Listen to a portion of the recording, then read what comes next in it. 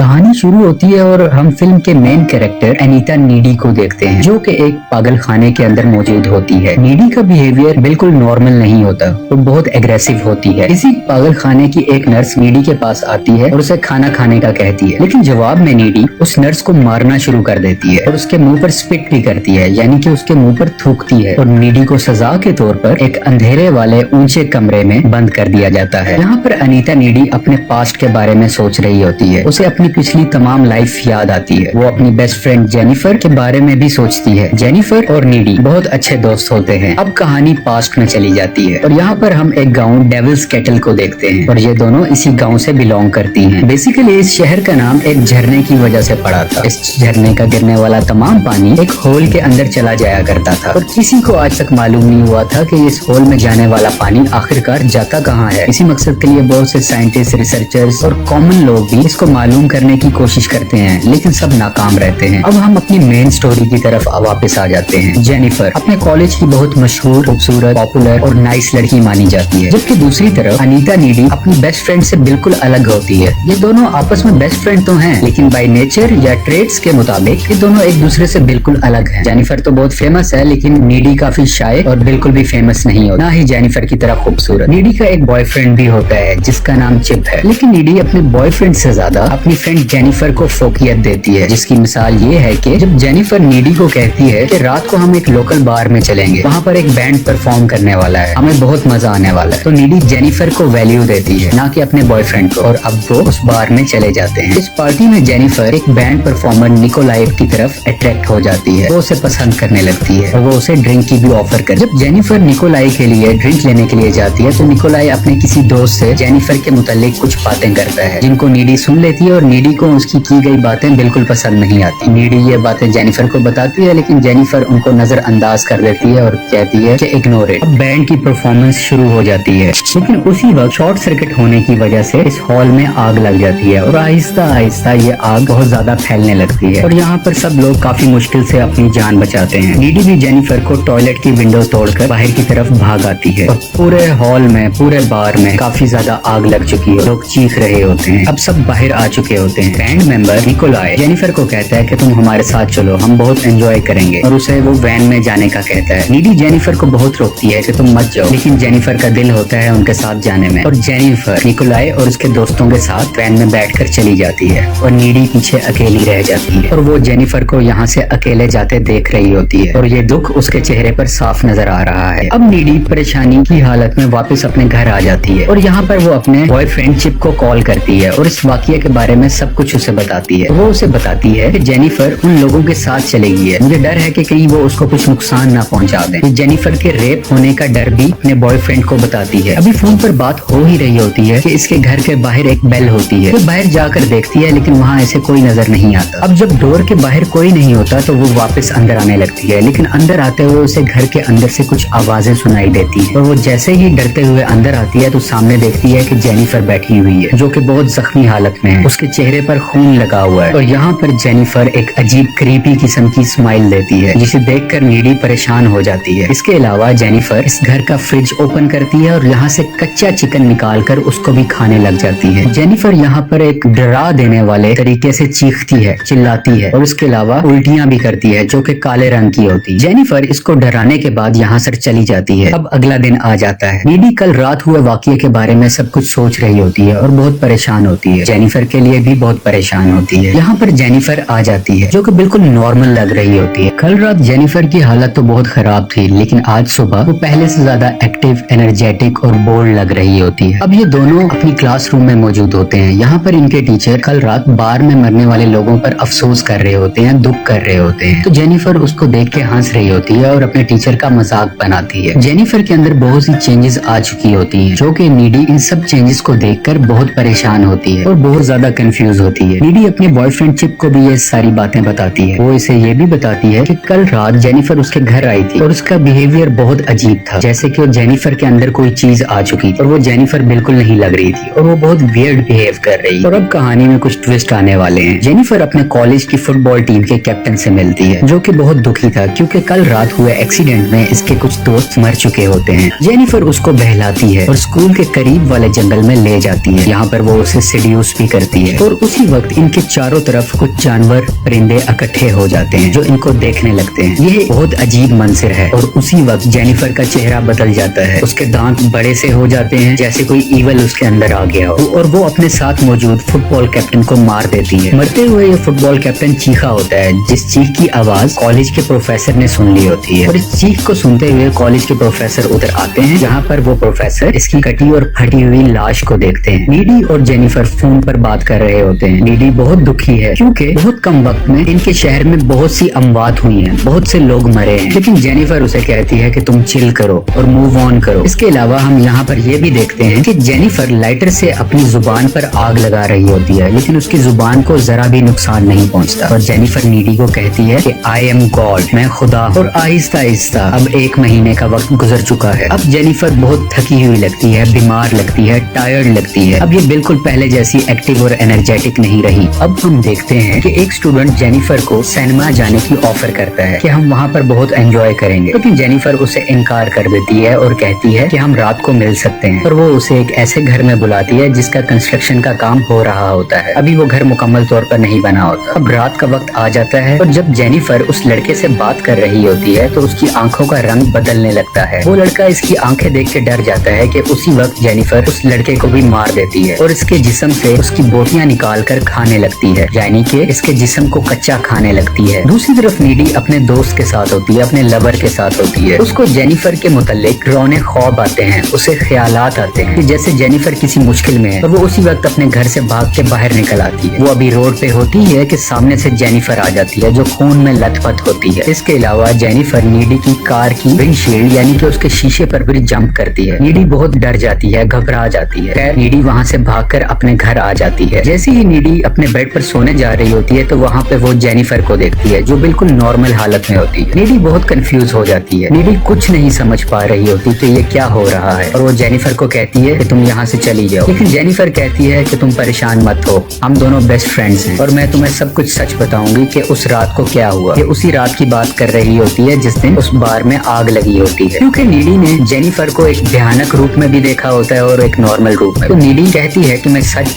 जानूं और जेनिफर सब बातें बताने लगती है। जेनिफर बताती है कि उस रात जब मैं उस बैंड के लड़कों के साथ वैन में बैठकर गई तो वो मुझे झरने के पास ले गए थे। निकोलाय जो बैंड का मेंबर था और उसके तमाम दोस्त बेसिकली शैतान को पूजा करते थे और वो ये सब इसलिए कर रहे थे ताकि वो अपने म्यूजिकल कैरियर में सक्सेस पा सके। उन्होंने मुझसे पूछा था कि क्या तुम वर्जिन हो, तो मैंने उन्हें कहा था कि हाँ। तो बेसिकली उन्होंने मुझे मारकर शैतान को सेक्रीफाइस करना था ताकि उनको कामयाबी मिल सके। ये बैंड काला जादू बेसिकली कर रहा था। निकोलाय जो बैंड मेंबर था उसने जेनिफर को चाकू मारकर उसी झरने में फेंक दिया होता है। यहाँ पर एक और बात भी पता चलती है कि जेनिफर असल में वर्जिन नहीं होती, जिस वजह से वो जिंदा बच जाती है। लेकिन जिंदा बचने के बाद वो नॉर्मल नहीं रहती, उस पे ईवल पोजेस कर लेता है, शैतान उस पर हावी हो जाता है। मैं एक चीज क्लियर करता चलूं, वो बैंड मेंबर्स इस सेक्रीफाइस के बाद वो भी फेमस हो गए और जेनिफर भी जिंदा बच गई, लेकिन उस पर शैतान हावी हो गया। और वो ये भी बताती है कि जब वो जागी तो उसे बहुत भूख लग रही थी और भूख की हालत में मैं तुम्हारे घर भी आई थी, क्योंकि तुम मेरी बेस्ट फ्रेंड हो तो मैं तुम्हें कभी भी नुकसान नहीं पहुंचा सकती, इसलिए मैं उस रात तुम्हारे घर आई और फ्रिज खोल के कच्चा चिकन खाने लग गई। जेनिफर अपनी दोस्त को ये भी बताती है कि जब वो किसी इंसान को खा लेती है और उसका पेट फुल होता है तो उसके अंदर एक्स्ट्रा पावर्स आ जाती हैं और वो इस बात को अपना हाथ काट कर शो भी करती है। वो अपने हाथ को काटती है तो उसका हाथ फौरन से खुद ही हील हो जाता है। जेनिफर के पास अब शैतानी ताकतें हैं। ये सब सुनकर, देखकर और जानकर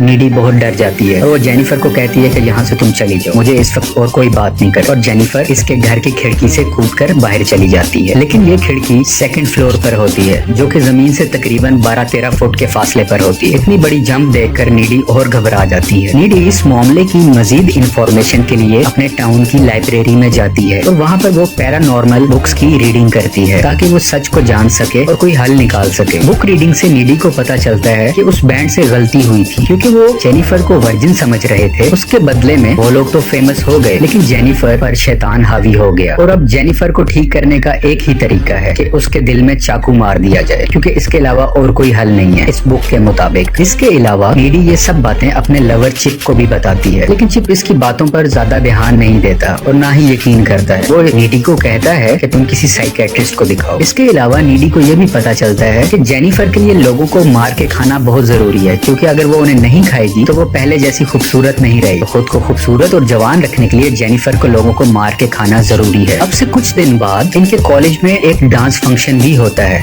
जहाँ पे बहुत से लोग इकट्ठे होने वाले होते हैं। नीडी इसलिए भी परेशान होती है कि जेनिफर उस फंक्शन में किसी न किसी को मार ना दे, बल्कि वो और ज्यादा इसलिए भी परेशान होती है कि नीडी का बॉयफ्रेंड चिप की जान को भी खतरा हो सकता है। और वो अपने बॉयफ्रेंड को भी कहती है कि तुम उस फंक्शन में मत आना, लेकिन इसका बॉयफ्रेंड हंस के बात को टाल देता है और कहता है कि कुछ नहीं होगा, तुम रिलैक्स रहो। अब डांस डे का दिन आ जाता है। इस फंक्शन में सब लोग डांस कर रहे होते हैं। नीडी यहाँ पर अपने बॉयफ्रेंड का इंतजार कर रही होती है, लेकिन अब तक चिप नहीं आया होता। और दूसरी तरफ जेनिफर भी वहाँ पे अवेलेबल नहीं होती। उसके जहन में बहुत से बुरे ख्यालात आते हैं। वो डर जाती है कि इधर फंक्शन में ना तो चिप है ना ही जेनिफर। और इस परेशानी की हालत में वो उस फंक्शन से भागकर घर की तरफ आती है। नीडी को चिप के घर से पता चलता है कि वो अभी ही कुछ देर पहले वॉक करता हुआ कॉलेज फंक्शन अटेंड करने के लिए गया है। और नीडी भी परेशानी की हालत में उसी तरफ भागना शुरू कर देती है। दूसरी तरफ चिप को रास्ते में जाते हुए दिखाया जा रहा होता है, जहाँ पर जेनिफर इससे मिलती है। और जेनिफर चिप को गुमराह करती है कि नीडी का किसी और के साथ अफेयर था और यही वजह है कि वो तुम्हें ज्यादा इंपॉर्टेंस नहीं देती। और इनके दरमियान और भी बहुत सी बातें होती रहती हैं।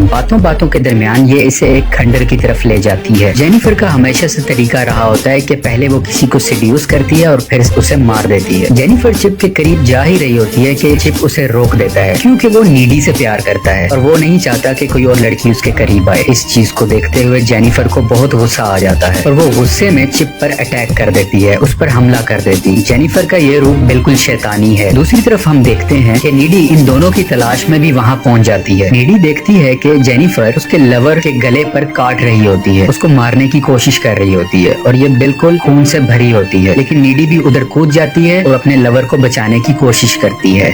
नीडी जेनिफर को धक्का देती है, उससे लड़ती है और उसके मुंह पर स्प्रे भी करती है ताकि वो दूर हो जाए। जेनिफर को यहाँ पर मजीद गुस्सा आ जाता है और वो गुस्से की हालत में कहती है कि वो सिर्फ लड़कों को नहीं मार बल्कि लड़कियों को भी मार सकती है। और उसी के बाद जेनिफर अपनी शैतानी ताकत की मदद से हवा में उड़ने लगती है। इन दोनों दोस्तों के दरमियान काफी बहस होती है और जैसे ही जेनिफर नीडी को मारने लगती है तो जख्मी हालत में पड़ा हुआ चिप एक रॉड की मदद से जेनिफर पर हमला करता है और वो रॉड उसके पेट में घुसा देता है, जिसकी वजह से जेनिफर बहुत घायल हो जाती है। जेनिफर बहुत थक चुकी होती है क्योंकि उसका बहुत ब्लड लॉस हो रहा होता है और वो वहाँ से चली जाती है। लेकिन नीडी यहीं पर अपने लवर के साथ मौजूद होती है, जो उसकी आंखों के सामने मर रहा होता है और बिल आखिर मर जाता है। नीडी बहुत उदास होती है और गुस्से में भी वो हर हालत में जेनिफर से बदला लेने जाती है और इसी बदले के लिए वो जेनिफर के घर जाती है। जब नीडी जेनिफर के रूम में आती है तो इन दोनों के दरमियान फाइट शुरू हो जाती है और इसी फाइट के दरमियान जेनिफर नीडी के गर्दन पर काट भी लेती है। खैर लड़ाई होती रहती है और बिल आखिर नीडी जेनिफर के दिल के अंदर एक चाकू नुमा बड़ा सा ब्लेड डाल देती है, जिसकी वजह से उसका खून बहने लगता है। क्योंकि नीडी ने पढ़ा होता है कि जेनिफर को मारने का एक ही इलाज है कि इसके दिल पर हमला किया जाए। और इसी लम्हे के बाद जेनिफर और उसका डेविल यानी कि उसका शैतान वहीं पर खत्म हो जाता है। लेकिन इन चीखों की आवाजें सुनकर जेनिफर की मॉम उसके कमरे में आती है और वो देखती है कि नीडी ने उनकी बेटी को जान से मार दिया होता है।